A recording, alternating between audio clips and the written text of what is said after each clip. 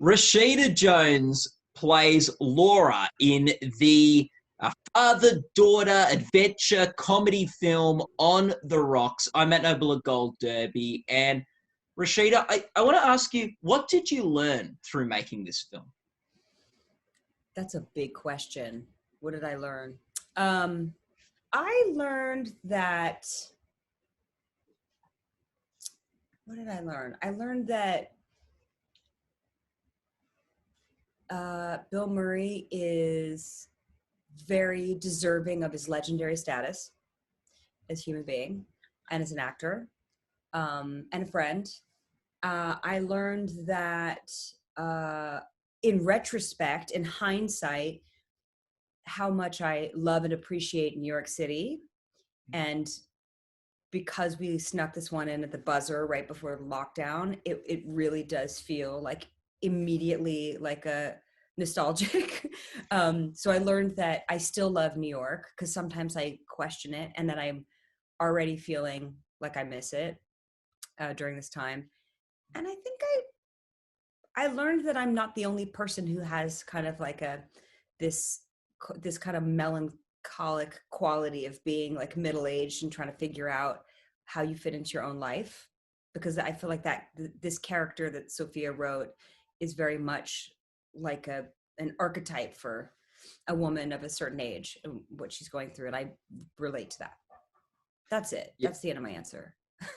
yeah. It is funny because like any film or movie that you watch now where people hug or shake hands seems like a period piece, doesn't it? Like, it Also, do seems you like, do that thing where you go, oh no, oh, don't do yeah, that, yeah. don't do that? Yeah. I've adjusted now, but yeah, especially when things started, for sure. Yeah. Um, like in some ways with the film, and I think this is true of like a lot of Sophia's work.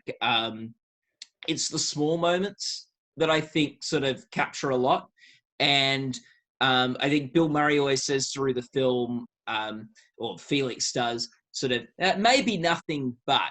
And I think there's a lot of sort of moments, like choices that are made in directing and in the performances that maybe nothing in one level, but do say a lot at the same time.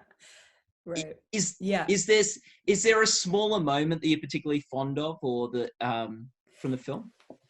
Yeah, there's one, I think it's actually it may be nothing but moment, but no, this is actually it is something. So you have to pay attention moment. When he calls me to his office to tell me he's been tracking my husband, and that he wants to put a hot watch on him, which is a term I wasn't familiar with, but he does.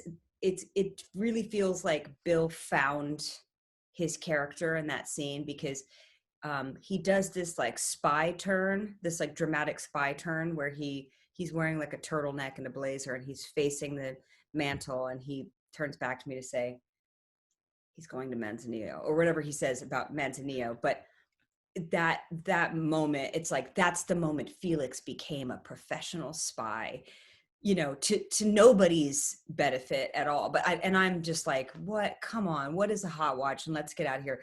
But that moment made me laugh very hard, and in fact, it made Bill laugh in a way that he wasn't sure he was going to make it through his own choice, but he did. He made it through.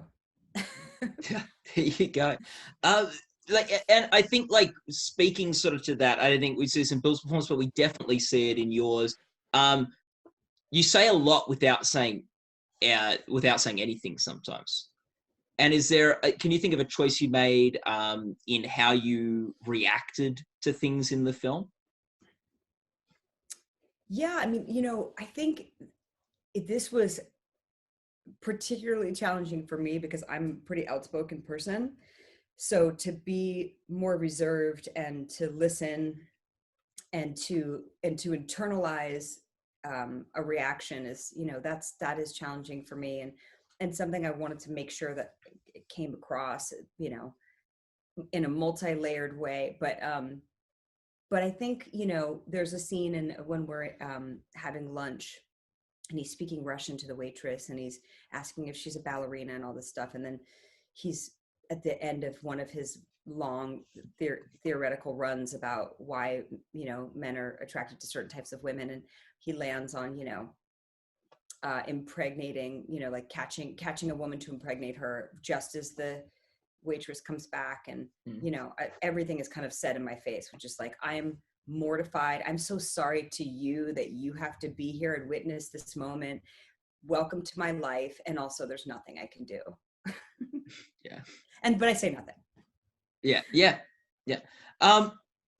Like, I think like this film really touches on the idea of voices of women, which is particularly apt given it's directed and written by Sofia Coppola, who is the third woman ever nominated for Best Director at the Oscars. I think only one of 5 women that have ever been nominated for Best. Oh my God. Yeah. Why? Yeah. It's crazy, but great for her, but it's crazy. Yeah. What do you think this film says about the sort of the voices of women?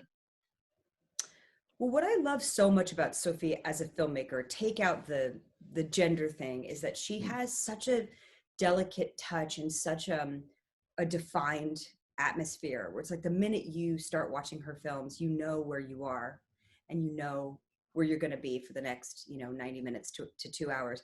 And I think that that's the kind of thing any director aspires to be, regardless of where you're from. You want to have that voice and that vision that just envelops the audience the minute they show up in your world. But I think in particular with Sophia, she does have this very kind of like classically feminine perspective and voice on her character, in her characters and on her subjects, where she, my character loves her dad and wants to spend time with her dad, and does have a very light, delicate touch when it comes to how she, corrects him and argues with him or doesn't argue with him. And I think, at the end, she kind of like explodes and says, like, you have to start listening to women's voices, because, it's like this silly thing that he says about being deaf to specifically to women's voices. And she's like, you have all these women in your family who you love, so you're going to have to start hearing women's voices. And there is something so poignant about that line, because it's like, whether or not you grew up in that generation or you're used to it or whatever, like, too bad. You love women and you love strong women, and now it's you have to figure out a way to like actually hear their voices. You can't just say you love women. And that's sort of the same when it comes to like filmmaking and representation. Like, okay, you could say you love women. All of these men who make decisions, all these men who direct movies, all these men who produce movies, they have women in their lives that they love. So like, do you really love women? Okay, great. Then you also have to listen to their stories, and you have to celebrate their stories, in a way where we have more than 5 women ever. Yeah. Crazy. Yeah. With the Lauren Felix relationship, I think it's like such a fun one, but an interesting one. There's pain there, there's fun there. Like, it's a great thing. Like, how much do you think like she wanted to be with Felix? Like, did she want to be with Felix as much as he wanted to be with her, or what do you think? Yeah, I mean, I think Felix sweeps into town and Laura's like, oh, good, dad's here and he's going to take me to nice lunches and we're going to have a fun adventure. I think she's really up for that. I think, towards the like middle to the end, I think she's a little bit like, is this adventure at the expense of my own livelihood and my family and my future? I think he's pretty lonely, and I think he's looking for an excuse to spend time with her and to have purpose. And I do think he worries about her and wants her to have a happy life, but I think it's like he becomes possessed with this like notion because it's really fun to spend time with her and he misses her. And he's lonely and he's, has less to do than he used to. But I think for her, she's just like, I think she gets caught up in his thing because she likes being with him, and then has to kind of like recalibrate, like, is this actually good for me? The answer is probably no, but she learns that too late. And I think like you got the interesting contrast where she's feeling very like sort of boring in her marriage or in her family life, but less so probably when she's out staking out with Felix. Yeah, well, he is a man of, because he's this like bon vivant, and he's interesting, and he's interesting to other people. And I think just proximity to him makes her more interesting, or feel more interesting. And also she basks in the glow of his love. He's like, this is my daughter, you know, we get along. There's something really great for her that she gets along with her father, even if she's having weird tension with her husband. It's this way to remember that she's actually like, she can be sort of interesting and the apple of somebody's eye, even if it's her dad. Yeah. What was the hardest scene for you to film? I mean, I think emotionally, the scene in Mexico where I really go after him, I think that was probably emotionally the hardest scene, because it's the first and last time in the film that she really like has to say what's on her mind, and um and to do it in a way where it still feels like she loves him and isn't sort of like giving up all of that because she's having this realization that she's sort of been like taken on this journey, um but also to really like let go and let the overwhelm of like what she maybe has done to her own life um wash over her. Like, it was challenging to do that. What do you, I was wondering this watching the film, what do you think's going through her head after he says, "You used to be fun"? Yeah, that's a really I actually really like that line, Mm. because he's never going to come back at her the way she comes at him, because it's his daughter. But it is it's a real slap in the face to say that, because I think the thing they bonded over for so long was like how much fun they had together, and how game she was for whatever adventure he would present to her. And that's probably like became like this thing, like that was kind of not the reason he loved her, but it is this sort of like thing that he probably like made her feel good about. Like, you're so fun, you're so up for whatever, for every adventure, you're so much like me. And so to say you used to be fun, it's like, you're not really the person I thought you were. And it's disappointing. And that's kind of the worst thing you can hear from a parent, Yeah. even if it's just, couched in fun. Mm. And fortunately, that is not their last scene in the film. Yeah. So like there is a um do, do you have a Bill Murray story from making the film? People love their Bill Murray Um, stories. I know. Well, I feel like the Bill Murray stories come from that one, you get one moment with Bill Murray and he makes that moment so special because he's Bill Murray and he's good at that. I feel very lucky to consider him a friend now. And, and he was such a wonderful, generous scene partner. But yeah, there was definitely like a couple times when he loves cars, loves to drive cars. He wants to do his own stunt driving.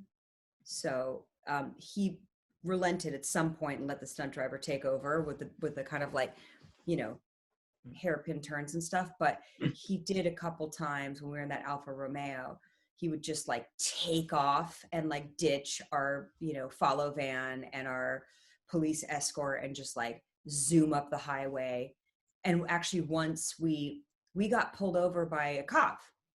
Like, we were filming that scene where we get pulled over by a cop, but we got pulled over by a cop that was not in our production because we were like out of the realm of production. But then they sort of like, I don't know what happened. I feel like they like escorted us back to like our other cops or something. He got out of it, is my point, which is like what he does very well.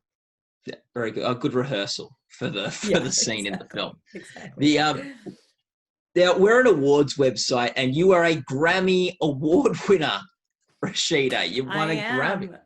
I am. Following in your father's footsteps, you won best film for the film about your father that you produced. And when you were accepting that Grammy, you said you described your father as how he underscores an unstoppable drive to refuse to be limited in any capacity. How have you refused to be limited in the choices you've made in your career and the works you've taken on? Well, I follow very, very meekly in his footsteps, like my one Grammy. I think that was his 29th now, which makes him the living person with the most Grammys. So I got some way to go, but I'm happy to be on the coattails. He really did and continues to just push through barriers in a way that, like, I don't even know if I have the tenacity to do that, or the circumstance to do that. But I think what I've learned from him is there's been these moments in my life where I have felt like I very clearly see the path that could be for me as an actress or whatever. And I would be very lucky to take that path. But there's this thing inside me that just feels not fully satiated, some curiosity or fear or whatever it is. So I often make the other choice, which is to look at the thing that feels like the clear path and then go do something else and fail at it a bit and maybe try to get better at it. I don't feel satisfied necessarily with success. Like, that's not the thing that keeps me going. It is the trying to subvert my own expectations of myself and maybe sometimes other people's expectations of me. So, like, if it is writing something, or if it's having an opportunity to work with somebody like Sofia, and I've only ever played a lead role one other time in my life, and it was a movie that I wrote for myself.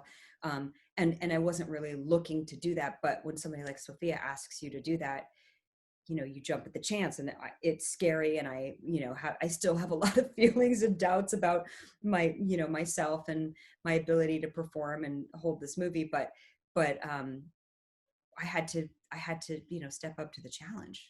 I had to do it. Yeah. Trying to win a I guess, Grammy. yeah, you're growing. Yeah.